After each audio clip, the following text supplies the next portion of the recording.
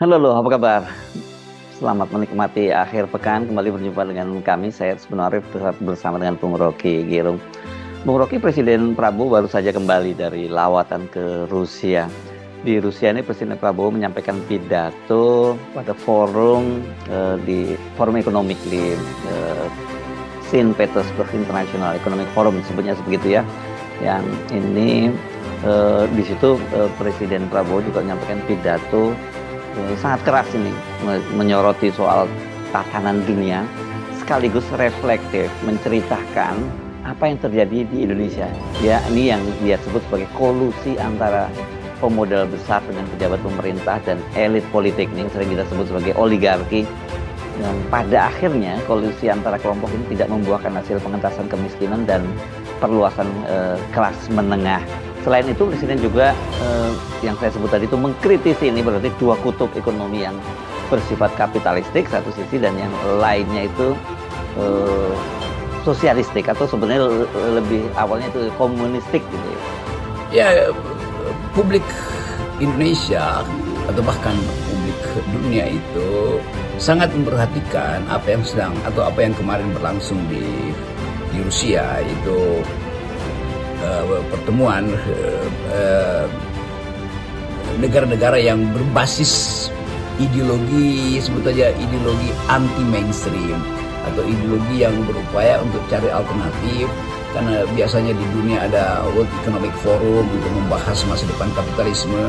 Nah, sekarang di Rusia itu dipimpin oleh Presiden Putin, sejumlah pemimpin memperhatikan pidato dari Presiden Republik Indonesia yang dengan tegas mengatakan bahwa sistem kapitalisme itu adalah rakus, dan karena itu dia membuat dunia ini kehilangan keadilan. Sementara sistem sosialisme itu justru membuat juga tidak mungkin diadopsi oleh Indonesia, karena sifatnya yang Presiden Prabowo menganggap bagian buruk dari sosialisme dan kapitalisme itu mesti ditolak tuh.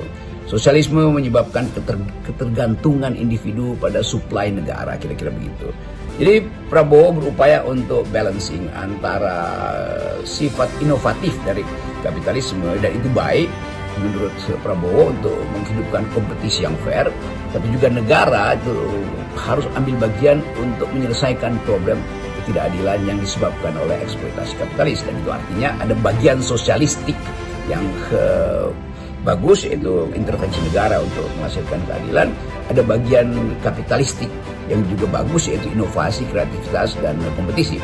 Nah, kita melihat bagaimana Presiden Prabowo berupaya untuk mencari semacam keseimbangan, karena Indonesia tetap harus tumbuh dengan prinsip-prinsip inovasi, prinsip-prinsip kompetisi, tapi pada saat yang sama harus ada intervensi negara untuk menghasilkan keadilan, yaitu koperasi misalnya tuh.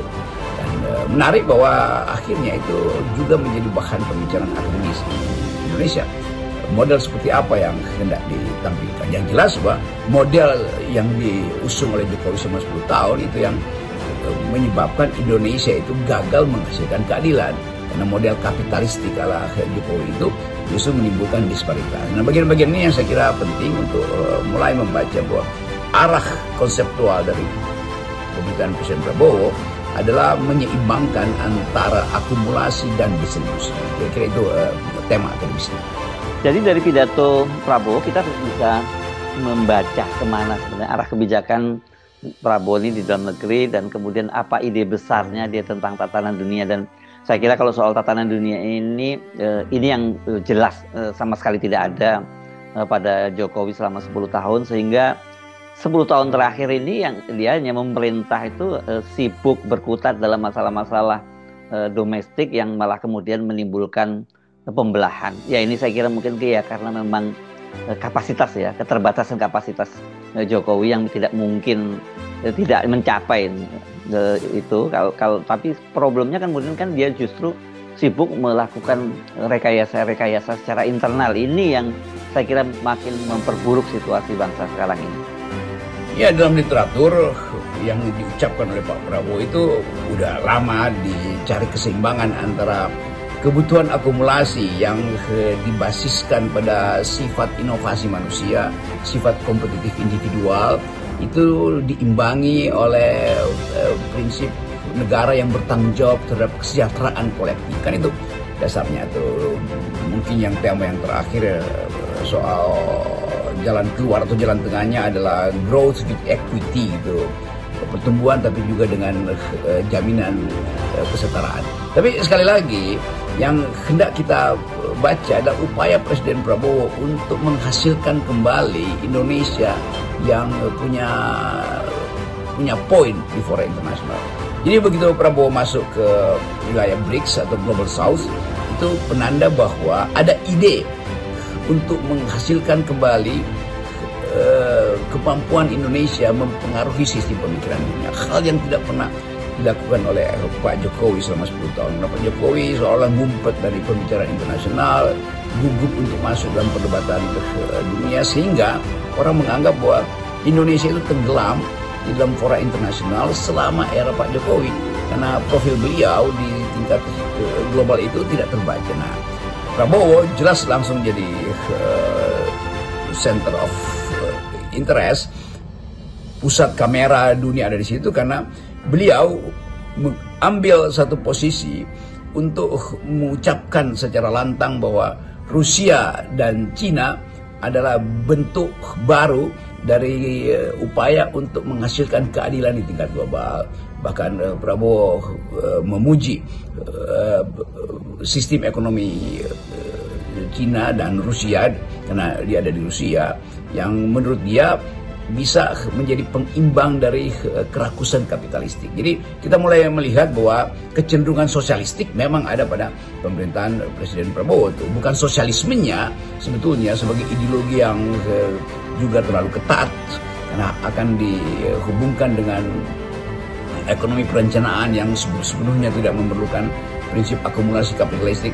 Kelihatannya Pak Prabowo mengerti bahwa kebutuhan investasi itu kendati sifatnya akumulatif, tetap bisa dikendalikan oleh kemampuan negara untuk mengatur distribusi. Itu satu cara upaya yang secara teoritis pernah diriset oleh kalangan akademisi, tapi secara policy itu yang hendak dijadikan pembeda antara kebijakan ekonomi Prabowo dengan rejim sebelumnya, itu pemerintahan Pak Jokowi.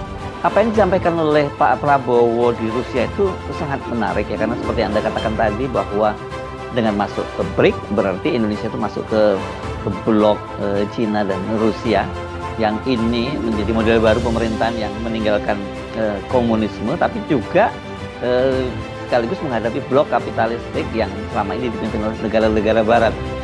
Tapi ada hal yang menarik yang saya perhatikan dari pidato Pak Prabowo di Rusia. Beliau memakai istilah state capture, yang kita tahu istilah itu dimaksudkan untuk memperlihatkan bagaimana negara disandra oleh kapital, disandra oleh oligarki. Jadi state capture ini, penyanderaan negara oleh kapital, oleh oligarki ini, yang bagi Prabowo menyebabkan Indonesia tidak bisa atau susah untuk membantu naiknya pendapatan, membantu masyarakat bawah itu memperoleh semacam dignity, semacam harga diri di dalam kehidupan. Jadi state capture artinya negara justru dikendalikan oleh oligarki, disandra itu. Dan itu yang kelihatannya mulai dibaca oleh Presiden Prabowo di dalam kasus penguasaan lahan untuk kepentingan sawit terutama, yang sekarang lagi dimaksimalkan aktivitas tim khusus untuk mengambil kembali harta negara yang dikuasai secara ilegal oleh perusahaan-perusahaan besar ini, terutama di bidang sawit. Tentu ada persoalan bahwa kalau diambil oleh negara, apakah akan dikembalikan fungsi dari hutan misalnya sebagai tempat konservasi, atau justru diambil negara untuk membisniskan lahan-lahan ini melalui tanaman sawit. Kan itu masalahnya tuh. Pada saat yang sama rakyat akan bertanya, hak kami walaupun kami ilegal, tapi kalau dia tidak dikembalikan pada rakyat, lalu rakyat itu mau makan apa itu? Karena mungkin rakyat beroperasi di situ, di lahan-lahan negara dengan sponsor oligarki juga yang memanfaatkan tanah-tanah itu diberi sebagian pada rakyat, tapi rakyat kemudian jadi pagar untuk melindungi kepentingan kapital yang justru menguasai jutaan hektar sawit itu kan. Jadi ini yang jadi dilema hari-hari. Tapi lepas dari itu, ada hal yang bisa kita jadikan sebagai patokan bahwa Presiden Prabowo menganggap bahwa selama ini tentu selama pemerintahan Presiden Jokowi, state capture itu dibiarkan. Dengan kata lain, dalam analisis saya, Jokowi membiarkan negara ini disandra oleh kapital, dan itu yang menyebabkan disparitas, menyebabkan daya hidup masyarakat, kemakmurannya menurun, dan kompetisi antara kapital dan hak rakyat untuk sekedar mengisi perutnya di lahan-lahan yang punya negara itu menjadi konflik horizontal tuh. Dan kita mau pastikan bahwa Prabowo bisa meneruskan gagasan ini dengan menganggap bahwa state capture itu, penguasaan negara oleh kapital itu harus dibatalkan. Nah, pertanyaan berikutnya adalah setelah dibatalkan, apakah hutan-hutan ini akan dikembalikan menjadi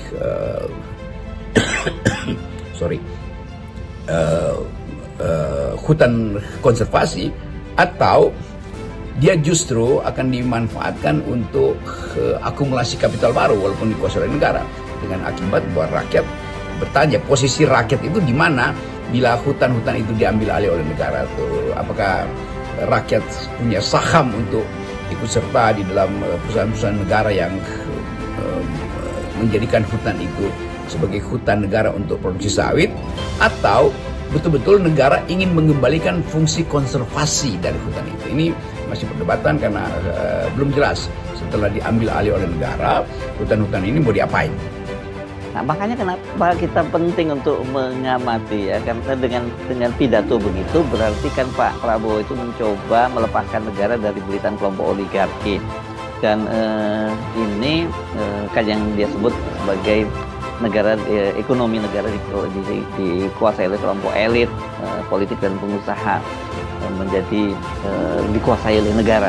Tapi persoalannya bagaimana Pak Prabowo mewujudkan program-program yang sangat apa ya, bukan hanya sosialistik tapi ini sangat populis lah gitu ya, seperti makan siang bergizi gratis, kemudian pembentukan koperasi, puluhan ribu koperasi dan sebagainya. Sementara kondisi perekonomian Indonesia kan sedang buruk, dan itu ditambah lagi dengan juga geopolitik global, ekonomi politik secara global juga sedang memburuk.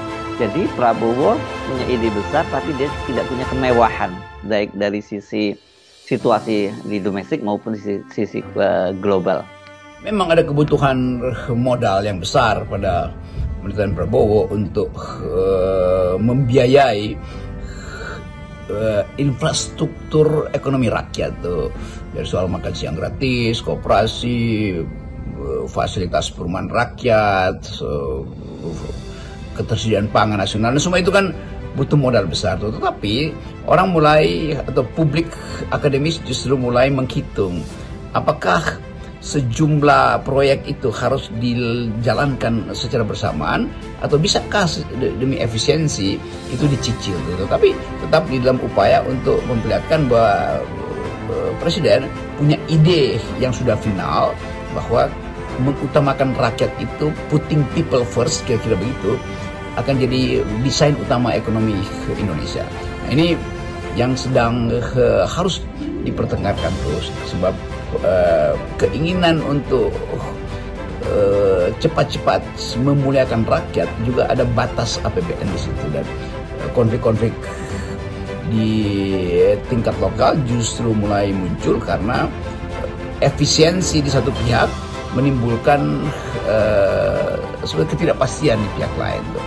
Karena orang tahu bahwa upaya untuk menghasilkan ekonomi yang sifatnya kemakmuran itu butuh anggaran besar tuh. Sementara Prabowo tetap melihat bahwa potensi Indonesia untuk bertumbuh di atas kaki sendiri itu harus dimulai dengan memanfaatkan maksimal sumber daya mineral, sumber daya hutan, sumber daya perut bumi. Jadi sekali lagi akan ada semacam debat antara keinginan pertumbuhan ekonomi berbasis ekstrak industri dan potensi pertumbuhan itu merusak lingkungan. Itu hal yang biasa yang harus dari awal kita lihat sebagai problem ideologi. Karena kemampuan Indonesia untuk mengumpulkan sebut aja kapasitas sumber daya kita itu akan terhalang oleh perjanjian-perjanjian internasional tuh. Dan Prabowo kelihatannya mengambil jalan yang sebut aja jangan radikal tapi drastis, bahwa beliau akan berupaya untuk mengaktifkan kerjasama selatan-selatan, dan bulan depan akan ada KTT BRICS di Brasil, dan kita melihat bagaimana Presiden Prabowo mendalilkan posisi Indonesia supaya BRICS ini bisa jadi tumpuan baru untuk memulai percakapan tentang model ekonomi baru. Itu kan kita anggap bahwa model-model yang selama ini berbasis pada dolar, berbasis pada kesepakatan Washington, berbasis pada ide-ide Bretton Woods itu sudah obsolete, dan BRICS menimbulkan harapan. Tetapi sekali lagi selalu ada hitungan ekonomi ketika kebijakan itu harus diandalkan pada sesuatu yang sifatnya ideologis, karena BRICS pada akhirnya itu satu posisi ideologis yang hendak menandingi ideologi kapitalisme. Jadi kita lihat bagaimana pertemuan di Rusia yang akan dilanjutkan ke Brasil nanti itu akan menimbulkan percakapan dunia bahwa Indonesia sungguh-sungguh ingin mulai menyatakan diri sebagai pemain global, dan itu yang bagus sebetulnya tuh, lepas dari kalkulasi pragmatis. Tapi kita anggap bahwa Indonesia memang harus tumbuh sebagai global player dalam sistem ekonomi dunia dan sistem politik dunia yang lagi acak-acakan hari ini. Nah, kita di Indonesia, pusat-pusat studi berupaya untuk memantau kebijakan Presiden Prabowo sehingga satu waktu bisa kita pastikan bahwa Indonesia menyumbang pada upaya untuk menata kembali dunia baru, dan penataan dunia baru itu pasti harus memuliakan rakyat.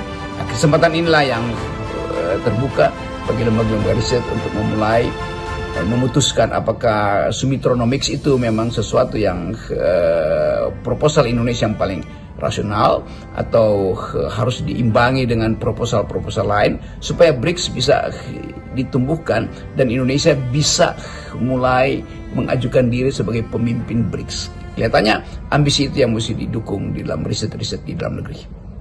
Salam akal sehat. Ya, salam akal sehat.